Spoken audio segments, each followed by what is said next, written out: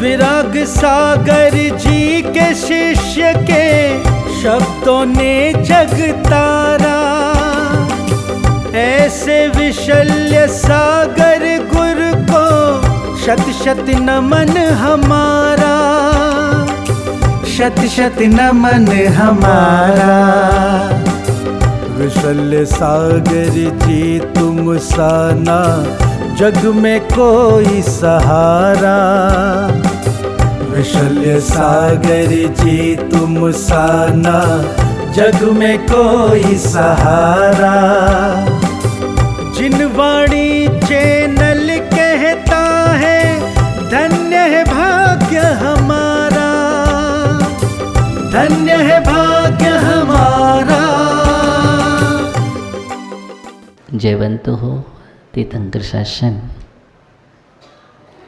उनकी पावन पवित्र पीयूष देशना जिसका हम सभी निरंतर ही रसपान कर रहे हैं, हमारे जीवन के लिए वह संसार के रसों से छुड़ा करके आत्म रस में स्थापित करें। जो रस हमारा है, जिसका पान करने से यह जीव अमृत को प्राप्त हो जाता है। जन्म जरा मृत्यु जैसे रोगों को दूर करने वाले वह जिनेंद्र की देशना, उसका जो रसपान करता है निश्चित ही वह जीव भव्य होता है। और ऐसा भव्य जीव ही निर्वाण का भाजन बनता है। हम देख रहे हैं कि हम कहाँ हैं, हम क्या हैं, कहाँ जाना है मुझे, लक्ष्य कुछ बनाया है कि नहीं, क्यों हम यूं ही भ्रमण कर रहे हैं। अभी तक की जो हमारी यात्रा है वह यात्रा निश्चित ही लक्ष्यहीन है। और लक्ष्यहीन यात्रा संसार तक ही जाते हैं, उस संसार में ही रहते हैं, उसके आगे नहीं पहुंचते हैं। जबकि हमारा लक्ष्य परमार्थ की ओर जाना है। हम परमात्मा बनने के लिए आए हैं। आपसे पूछें कि आप मनुष्य भाव में क्यों आए हैं? उज्ज्वलता लिए हुए विचार है, वाणी का सार है। अच्छे विचार प्रस्तुत करना भी वाणी का सार है। इसलिए कम से कम इतना तो सोचो, अभी हम जैसा वाणी से कह रहे हैं, जिनवाणी माँ वही कह रही है कि वो प्राणी प्राणी के अंदर से निकलना चाहिए कि मनुष्य भाव आत्म कल्याण के लिए मिला है, भगवान बनने के लिए मिला है। किसके लिए मिला है? भाव भगवान बनने के लिए मिला है। ध्यान दो, भगवान बनने के लिए मिला है। कम से कम इतना तो विचार हमारे जीवन में आ जाए। अभी तो हमने इतना विचार ही नहीं किया कि भगवान बनने के लिए मिला है। बहुत लोग सो रहे हैं, इतना भी विचार नहीं है उनके अंदर कि कम से कम ये भाव भगवान बनने के लिए मिला है, तो इतना तो विचार कर ले। जीवन की आपाधापी में इतना शब्द भी नहीं बोल पाते हैं हम। कुछ लोग तो मिलते हैं, भाव मिला है, खाओ पियो मौज मस्ती करो। कुछ चारवाक मत के अनुयायी मिल जाते हैं जो भौतिकता का जीवन जीते हैं। बहुत कम लोग हैं जो इससे ऊपर उठना चाहते हैं, जो आध्यात्मिक जीवन जीने के लिए तैयार हों। बहुत बिरले जीव हैं। सभी लोग का उद्देश्य यही है। युवक से पूछो आप पढ़ाई कर रहे हैं तो क्यों कर रहे हैं, वह कहेगा अच्छी सर्विस पाने के लिए। अच्छी सर्विस पाने के लिए पढ़ाई कर रहा है वो। और अच्छी सर्विस क्यों कर रहे हो,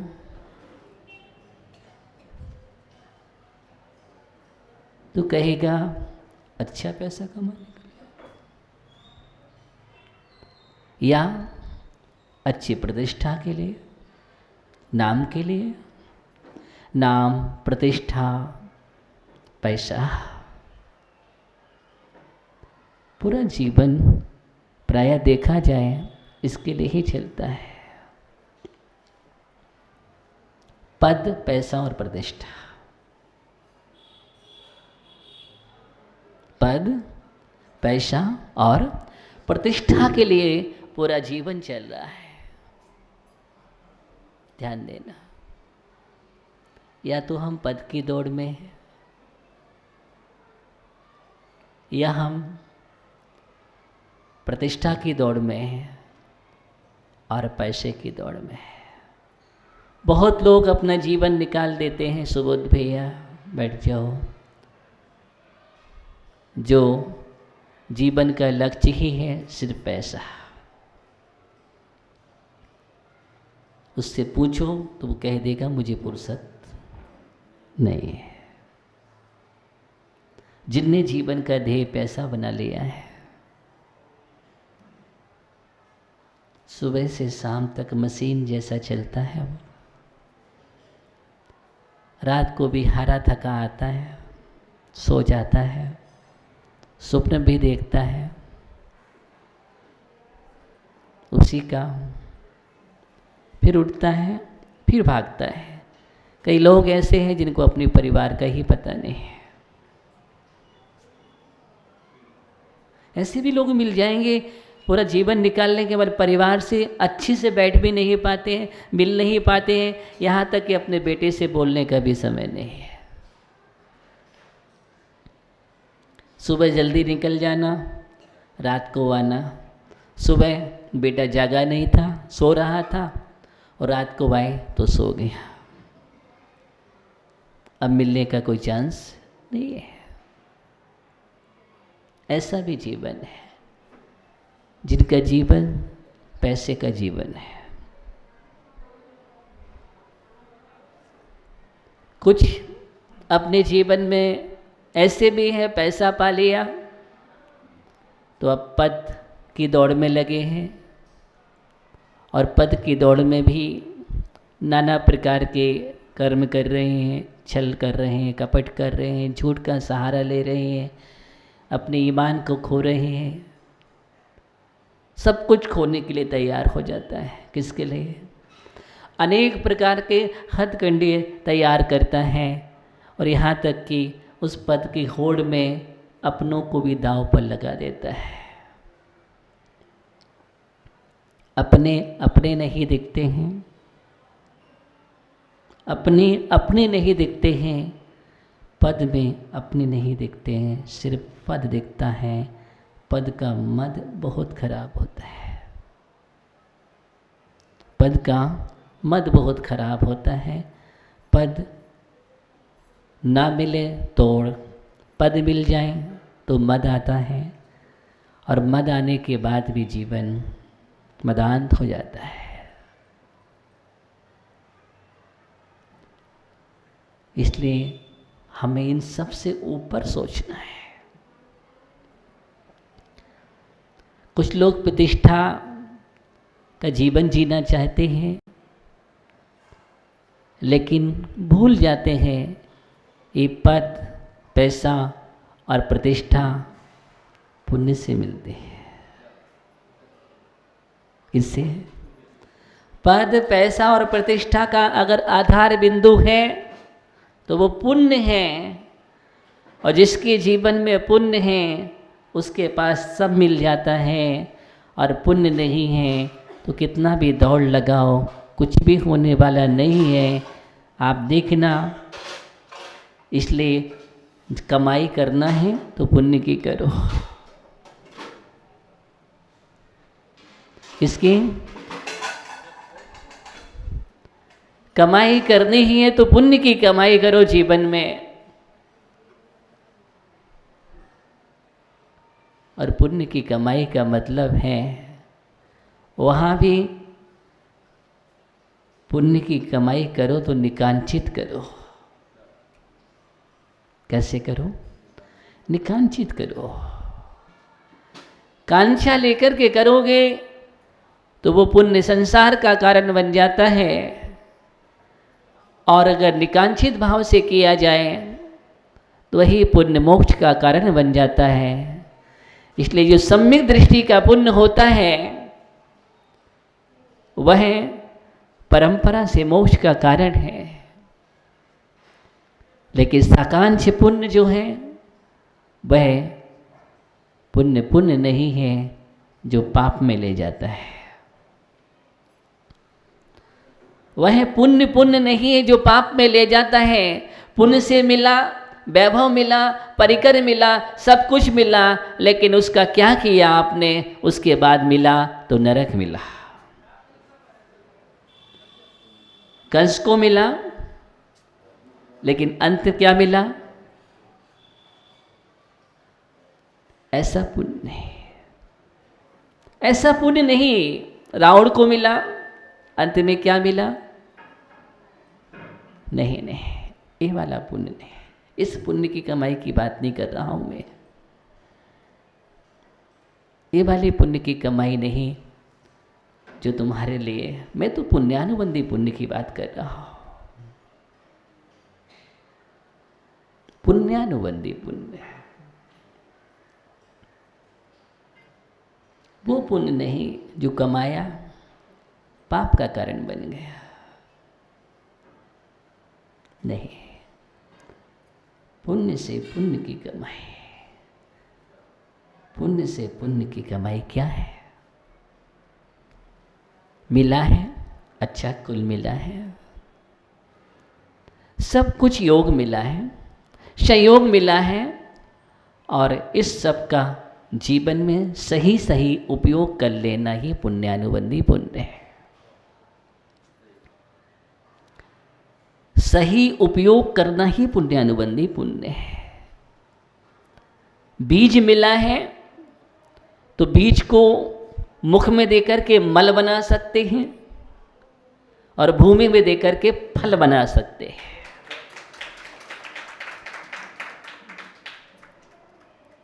क्या बनाना है? बीज वही है, बीज वही है। बीज है प्रज्ञावान, समझदार, बुद्धिमान, ज्ञानी कौन? ज्ञानी वही है जो अपने बीज को बपन कर देता है भूमि में और उससे फल तैयार करता है। ये मनुष्य भाव फल के लिए मिला है, मल के लिए नहीं। अभी तक हमने खाया ही है। अभी तक जो भी बीज था हम मुख में देते रहे, और मुख में दे दे करके हमने बीज को खराब कर दिया है, मल बन करके निकल गया है। इतनी सारी पर्याय जो हमने हैं वो सारी पर्याय हमने मल बन करके बिताई हैं, बेकार कर दी हैं। लेकिन आचार्य कह रहे ये मनुष्य भाव है, इसको तो बोना है। किसको? इसको बोना है। ये पर्याय बोने के लिए मिली है, रोने के लिए नहीं मिली है, रोने के लिए नहीं मिली है।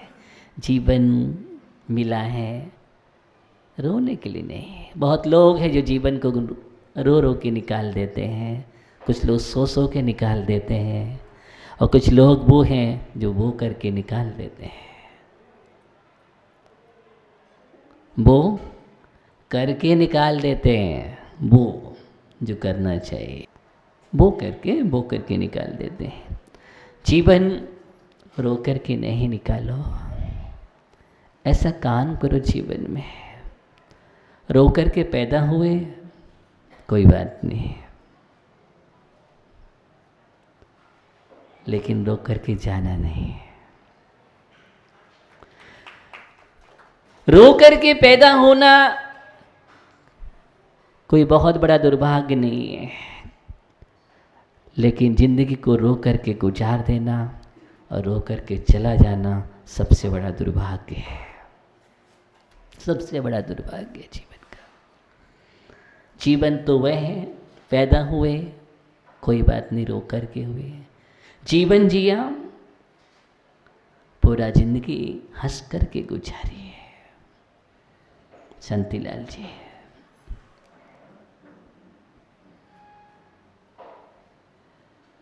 इतना चेहरा हंसता हुआ, कोई बात नहीं, जितनी ज़िंदगी बची है अब ऐसे ही मुस्कुरा करके जीना है।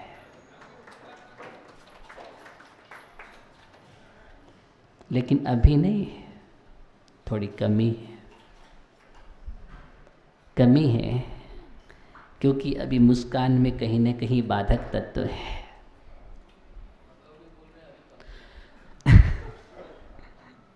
मुस्कान में कहीं न कहीं बाधक तत्व है, कुछ ना कुछ निमित्त है, संयोग है।